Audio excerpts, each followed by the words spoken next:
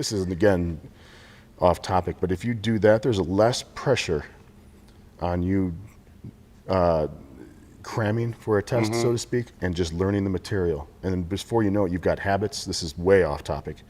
You got habits, and now you're able to, that's why diets never work long term, is because until they become a habit, it's just it's getting ready for your wedding, and then she just bloats up, and now you're married to a hog. This is again off topic. This is way off topic. Way off topic. Way off topic. Versus intermediates in relation to Okay. The next question has to do with volume, frequency for an enhanced lifter versus a non-enhanced lifter. And the one thing that I always find very funny is the rallying cry is, there's two different rally cries. There's one, I'm not taking any drugs, so I can't train that often. And then the other rallying cry is, I'm not taking any drugs, I have to train more. And it's, I want them to all get together and have a powwow and decide what the fuck it is. Here's a real quick question before you see what I'm saying? It just drives me nuts. I just don't understand. Go ahead. This will be a real quick question, and you get right back on your answer. Have you ever seen a program written just for people on drugs? No. No. All right, go ahead.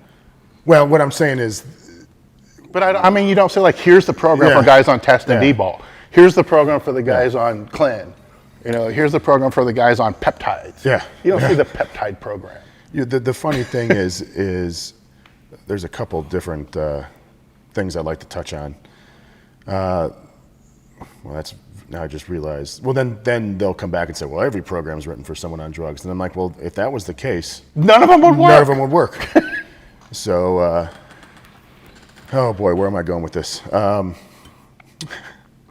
The one thing I think people get wrong with drugs, or at least the idea of drugs, and it's the same thing with training, is unless you're a competitive athlete, training is supposed to enhance your life, not detract from it, okay?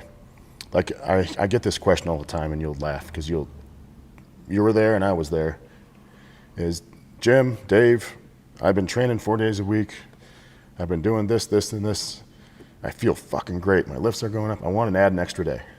Yeah. And my thought is, you just told me you feel great. So why are you trying to change things, okay? And with drugs, the purpose is not so you can do more stuff, it's to make what you do right now better. But I think everyone thinks that if you take some D-ball, all of a sudden you'll be able to lift 45 times a day. And but there's still, the same laws apply. It's just you recover a little better, you'll gain more muscle mass and stuff like that. But the big picture is, your training is going to be largely defined by, one, what you want, two, what you're willing to do, what your body and job and life are willing to do, and three is your personality. For example, everyone who trained at Westside was pretty much the same personality. Does that think about that for a second? Yeah, everyone, yes. Yeah, in the gym. Mm-hmm. Now you have someone like Eric Talmant who did the Sheco or Chico. That's very much like, if I thought of Eric and I thought of a program that Eric did, that would be it. Like, yes. It's what he is. Yes. So it's never really about volume and all that stuff. It's about who you are, not what you're taking. And it's an interesting aspect of matching the programming to your personality. Well, think about when you go to an Olympic lifting meet. There's no music. It's quiet. It's like taboo for you to go, yeah. Now, if you didn't do that at a powerlifting meet, like, what the fuck? You on downers, brother? You on nudes, brother? Yeah, but now you can even extend this to if you take a guy who's a thrower, like a shot putter, very big, probably the biggest, strongest, fastest, complimentary person on the planet. They don't always make good football players because they don't have that attitude that is required. Now you have football players who are 5'10", 160, knock the fucking shit out of you. Literally knock the crap out of you. You shit your pants. And you're like, how is this possible? He only does this and this. He's only 160 pounds. So it's more, I see it more of an attitude or more of who you are. Because I thought about when we did seminars and you have a couple kind of outcasts, but for the most part, they're Every seminar, there's two. yeah. There's always a couple dudes who are just kind of Yeah. nuts, not nuts, but just different. Yes. But for the most part, you're talking to someone who you already kind of knew. Yeah. And but you're never going to do the program that doesn't speak to you. So I tell everyone, everyone's like, well, what program should I do of yours? Because I have all these different program things. And I said, well, do the one that you want, that is going to get you in the gym, because they're all based on the same basic principle. And once I kind of, when Dave and I used to do seminars, Dave always say, can you explain your philosophy? Okay. And it wasn't until I started really thinking, not actually thinking, I actually wrote everything out. I came back and was like, holy shit, these are the 5 things that I believe in. And that everything is based on that. If they, when you talk about, what was that, for business, what do you call those things? Like you had AIM. Key strategic. Yeah, whatever. How many are there? Well, I had zillions, but No, but hundreds. But I mean, it comes down to no. some 4 major. 5 Yeah. Okay. major So ones. if it doesn't violate one of those things, Yeah. then Oh, values, the core values. Yeah. Okay, Yes, there we okay. go. And so I have my 5 Yeah. principles, and everything is built around those. If it violates it, I have to figure out what's going on. Yeah. And that is way more important. And I'm taking this as I've been doing this since I've been 13. I'm 41. I don't know what the math is. What is that? Not much. Yeah. What is it? 20? 28. 28 years. And so I have a little different perspective. I've kind of done a bunch of stuff. But even when I didn't know what the fuck I was doing when I was 15, I was still doing the same kind of ideas and principles. I just didn't really understand it. And it's kind of driven everything. I just wish, I'm not expecting everyone to have that, because it took me 20 years to do that. Some people don't have the desire to want. No. Yeah. I'm talking. Yeah, but I'm talking to the people that want to be where Yes. we are today. Yes. You're gonna have to. I always talk it. You got to throw your stake down at some time. Your sword. Be like, this is what I believe in. And what's even funnier is when I see people in this industry that I've known in this industry for years. They don't stand for anything. Like, just take a stand. Say this is what you believe. And if something comes up, like when Dave and I were around. And I remember it. I remember it like it was yesterday when kettlebells became huge. I remember you putting the book from Dragon Door, and it became all the rage. And then it was just a matter of it wearing itself out a little bit and understanding, yes, they do have value. Where do I put them within my principles, instead of just abandoning everything? Like, that's what I'm fucking doing. Yeah. And that's just a small microcosm of what I'm talking about the idea of having principles that you believe in. Because even if what you're doing today is different, the same basic principles will probably apply if you looked. Yes. Can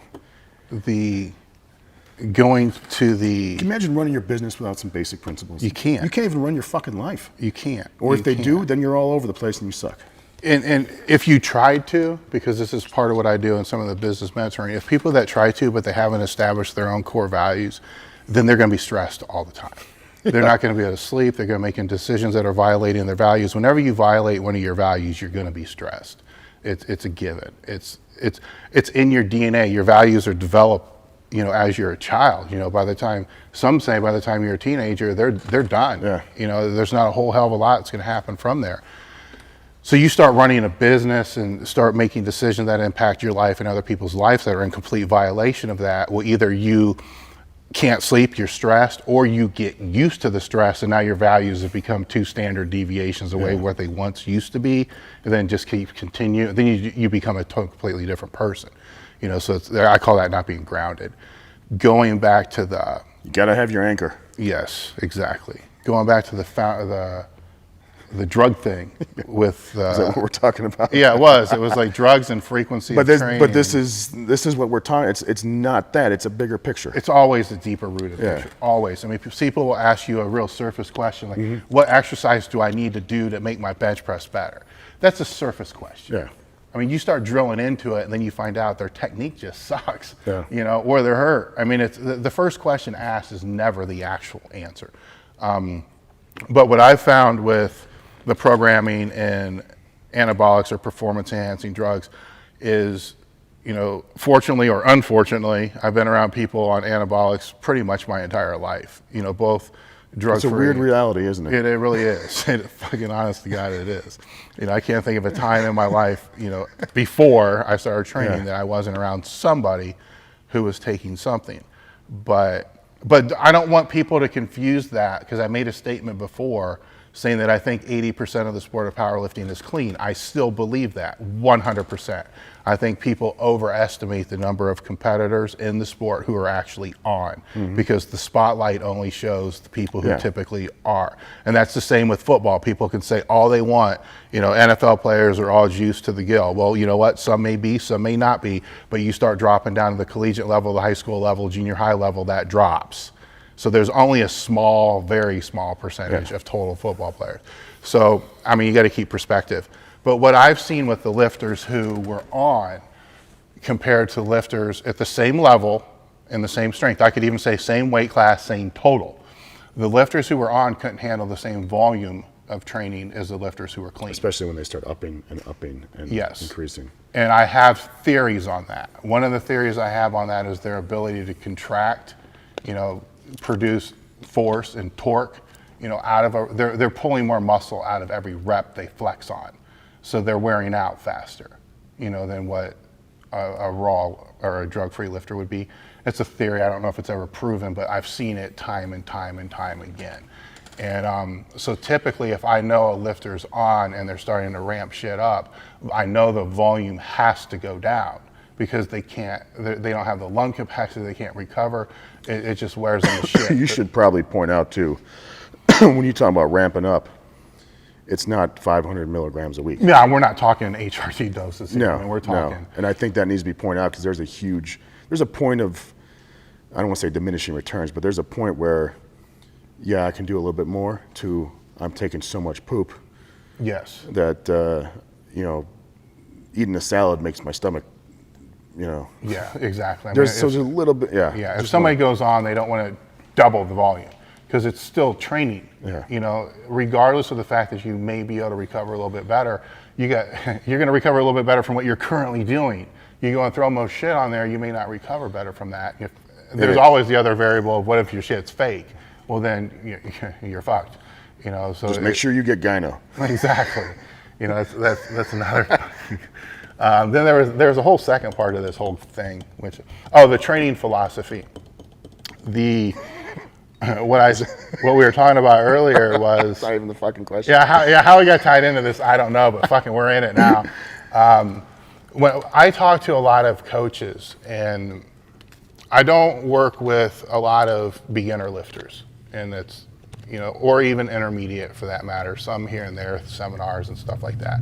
The questions that I'm typically asked are from powerlifters who are at the higher level, or with coaches, a lot of football strength coaches or people that own training centers. And I will ask them, what their training philosophy is. And if they're young, I understand they probably don't have one. They're still in the development of that. So then I'll start recommending that they look at different programming. They look at a block program, they look at a concurrent program, they look at a linear program. All right, now they're fucking confused. All right, so go figure them out. Because if you can take, I can list, 531 West Side, I can go through a bunch of different put bodybuilding in there too. A bunch of different programs, you can categorize each one of these somewhere. It may only be 60%, 70%, but it will fit into one of those periodization schemes. At that point, I'll say find something from each one of those periodization schemes and start doing it. And then as you're doing it, try to figure out what was going through Jim's head when he created it. Where did he pull this from? What sources? Because he didn't just wake up one day and, God threw this 531 in his head.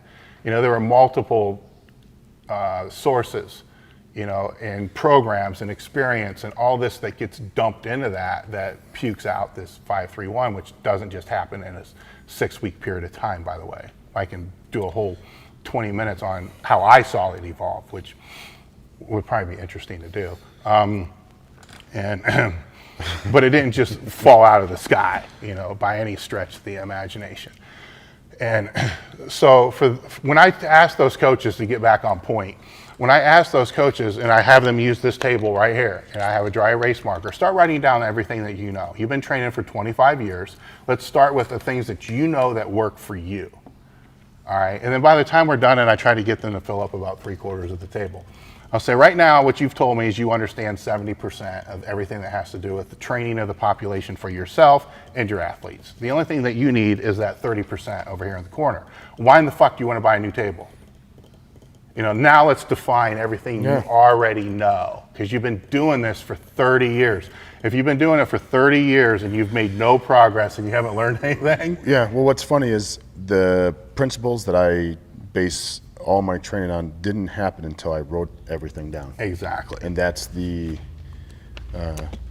that was kind of my throwing down my stake into the ground and saying this is what it is. But I didn't realize it, like I said, until, like you said, you had to It write has it out. to be written down because they have to see it. Yeah, and it's like, holy shit, this is what they are. Yes. And there's always gonna be little spots. Yeah, that yeah. are unfulfilled, and things change and evolve. But what's awesome, dude, is once you have them, everything falls into line. Yes. Everything. It's just like, this is where this goes. This is what we can do. Now we have this. Oh my God. Yeah. So for the coaches and the trainers out there, and they look at, West Side 531 or wherever it is, I'm going to make some pretty bold statements here. They need to seek what Jim, Louie, and other people who have Rippetoe and all these, they need to seek what they sought. Not so much do what they do, but sometimes it's going to take doing what they do to be able to understand where they got to where they got to. You just don't sit down and write a program and it becomes a philosophy. There's a difference between a training program, which would be a philosophy, because a philosophy grows, evolves, changes. It's not just sets, reps, here's this, bam, go. That's why there's so many variations. That's why it's so hard for anybody, including Jim, to be able to definitively answer a question he's asked about his own program. Because the first reply out of his mouth, and I'm speaking for him here, is, it depends. Because it's a philosophy. There's so many factors in there. You need to understand the core of the philosophy. Same with West Side. Understand the core of that West Side philosophy, then, all right, so now you want to become the best version of a coach that you can become. And you've been doing this for 15 years. Well, what is your core philosophy? And then start building upon that. Because as long as you're making progress and your athletes are making progress and they're not getting hurt, and you're moving forward, I don't give a fuck what anybody tells you. You're getting the job done. Yep. And it makes no sense to me to replace the whole table.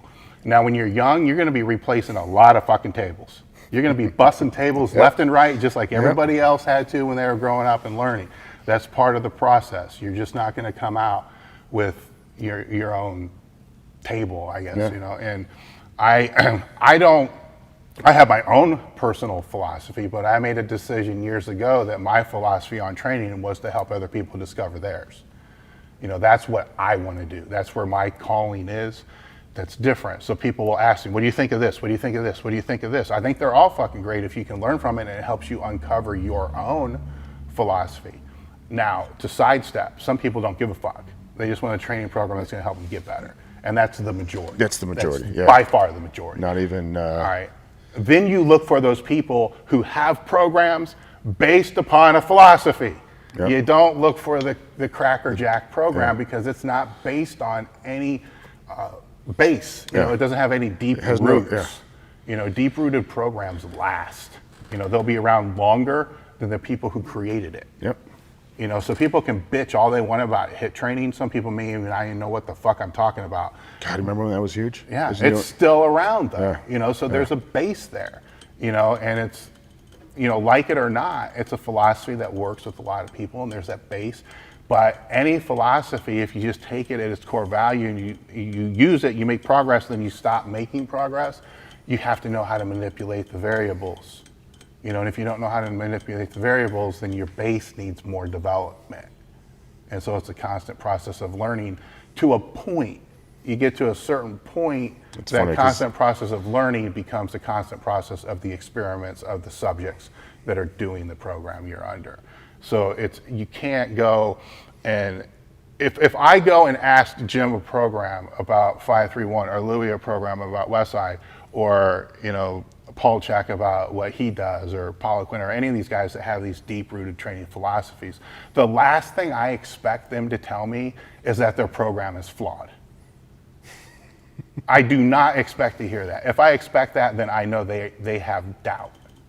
They're all trying to evolve and to make their program better, but you don't go to somebody that has a very strong training philosophy, strong training base, and strong background and say, you know what, I think this is wrong and you should do this better. You can, but it's going to fall on deaf ears, and it should fall on deaf ears because they're already in the process of trying to evolve and to make it better in the first place. It's funny. I got criticized a lot, but someone said, you're pretty hard-headed, and you won't learn. Hold on. Straight out of Compton is a brother that You're gonna love this. You're gonna love this. And you're not willing to learn, or something like that. It was something to that degree. And I started thinking, I'm like, Louis, Boyd Epley was massive with me back in. Remember when they?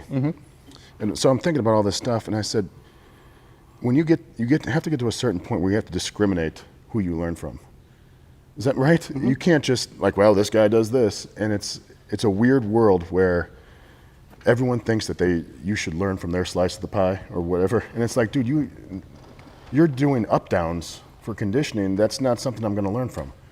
Yes. So you have to, once you get up to a certain point, and once you, even when I was a kid, I remember I got some horrible advice. And even when I was a kid, I was like, dude, there's no fucking way this is right. I didn't know why, but it's like, I call it prison rape. I don't need to experience prison rape to know I don't like it. It's the prison rape philosophy. And, but you have to learn, I call it having your inside bullshit detector. When that thing starts going off, you just kind of move. I'm not going to waste my time. But, the other thing is you have to learn from your peers and not from not from everyone. So, who's been here, who's done this, who's good at this, what can I glean from this? You can't just be like, I'm just going to read everything, because you don't have enough time. I say I don't have enough patience. And I sit there, I'm just like, But there was a time you did. Yeah, oh God, I would read there's a time everything. you did. And that goes into that development. The best thing about, even when I was a kid, things were not like they are today as far as information. You know that. You probably had 3 books and page of the magazine. But when I first started working here, I had access to everything, and I would read everything I could. And even if I didn't agree with it, which I wanted to do, I was happy to read some of the different stuff. And then you see, everyone's, all these different ideas and not even philosophy sometimes, because you know how that goes. We just discussed that. But you got to learn how to discriminate, because we don't have enough time in the world to. Yes. And the stronger your philosophy and core training values, or whatever it becomes, the better, the much better you need to be at discriminating. Yeah, and because your time's even more limited. What's even better is the stronger your core philosophy is, the better you'll be able to take another idea and implement it. Yes. And do so that doesn't harm the core philosophy. That's where I think a lot of people get off track is, I'll read an article talking about, I don't know, just make something up, pin presses. Pin presses are great for this, and this. I'm like, well, great. Well, how do I do them within my program? I'm not just going to do some random shit. Here's something completely from left field. When this really is, but I think it's really fucking important. And I'm coming at it from a business standpoint, but it's the same thing when you're dealing with the training philosophy. Is sometimes you'll be reading an article on you're big into metal bands. You'll be reading an article on a metal band, and you'll think, God damn, that might work and it sparks an idea that will turn into a training idea that you're going to be able to put into your program. So you're able to pull. Remember I told you about the band Neurosis? Yeah.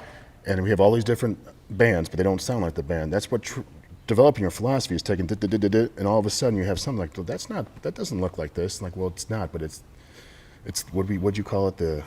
Not the inspiration, not the attitude. You said something. Fuck, how do you not remember this? It was like an hour ago. It's fucking whatever. The whole point being, I'll give you a real small thing. The band Neurosis is one of my favorite bands. They sound like no other band. Now, a bunch of bands do sound like Neurosis now, but what they did was they sat down as a group and Culture. And they sat down and listed 5 bands that they all agreed on that were the most important to them. And they didn't want to ape their sounds. They just wanted to ape their culture or their attitude or idea behind the band. And now they morphed over the years. They've been around for 30 years now, and they're still doing stuff that no one's could even touch. And that's the same thing with if you're going to be in this profession, that's kind of what you do. Like I pull from Boyd Epley, pull from Louis Simmons. Even pulling from outside of the industry. That's what makes things really unique. That's what makes things great. That's Bill Gates putting, different fonts on, a computer operating system. Going to a calligraphy or however the fuck you say it class. Yeah, calligraphy. It changed everything. Yeah. He didn't have to, what I'm saying? That's inspiration out of places you never expect. Yeah. But when you have hobbies outside of the sport and the field you work in, that's awesome because you can pull in from that. Now, I think this was about training frequency and the trend of higher frequency. I think that was like four questions. Yeah, something like that. I don't know. But the training frequency, here's the short answer that we'll just make real fast. You're not going to go from training squats once a week to 5 times a week in a week or 2 weeks. If you want to experiment and you want to play with that, it has to be done slowly over a period of time. For example, if you want to run a marathon and you've never run a mile before in your life, would you run a marathon? No, hell no. No, it's not, well, this week I did 3, next week I'll do 4. It's this next 3 months I'm going to do this. Yes. This next 6 months I'm going to do this. And then, the problem is everyone kind of looks at the 8-week period or whatever. I'm just 12 weeks, and I always like to say you get 48 months to a better body. Yeah. If you do that, then this isn't again off topic, but if you do that, there's less pressure on you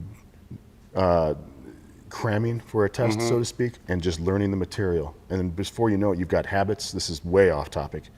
You got habits, and now you're able to.